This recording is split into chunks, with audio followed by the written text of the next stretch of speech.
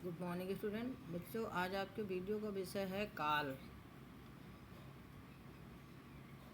इसके पहले आपने क्रिया के विषय में जाना, अब क्रिया के बाद काल का नंबर होता है, यानी क्रिया और काल का दोनों का घनिष्ठ संबंध होता है।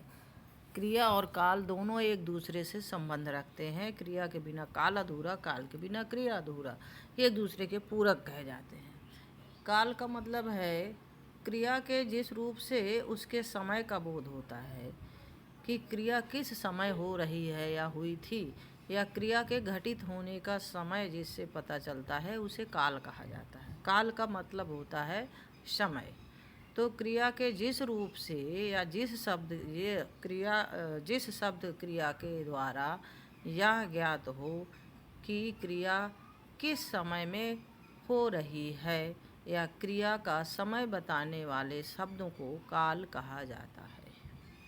काल के द्वारा ही क्रिया का समय पता चलता है कि क्रिया वर्तमान में हुई, कि भूत में हुई, कि भविष्य में हुई।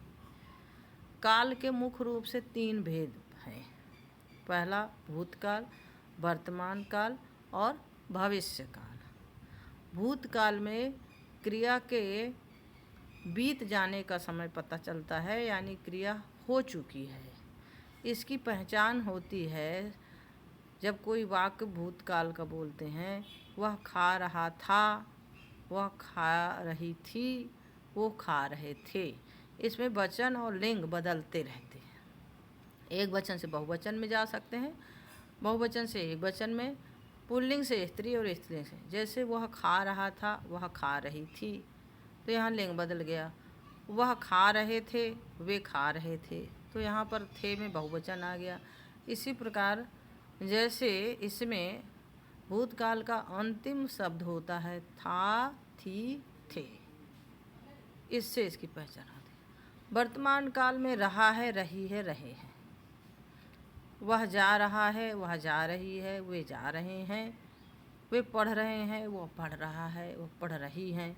तो यहाँ पर रहा है, रही है, रहे हैं। भविष्यत काल में गा, गी, गे अंत में आता है। इसका पहचान है, जैसे वो कल बाज़ार जाएंगे, वह कल बाज़ार जाएगी, वह कल बाज़ार जाएगा।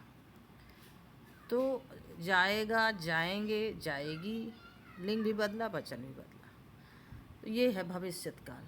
अर्थात इनकी तीनों की पहचान करने के लिए था, थी, थे भूतकाल की पहचान है, रहा है, रही है, रहे हैं वर्तमान काल के सूचक शब्द हैं, और गा, गी, गे भविष्यत काल के सूचक हैं।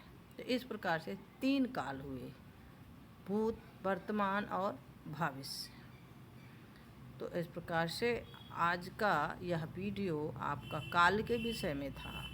काल की परिभाषा, काल के भेद और तीनों कालों का अलग अलग उदाहरण आपको पता चला। तो बच्चों, आज इतना ही। धन्यवाद।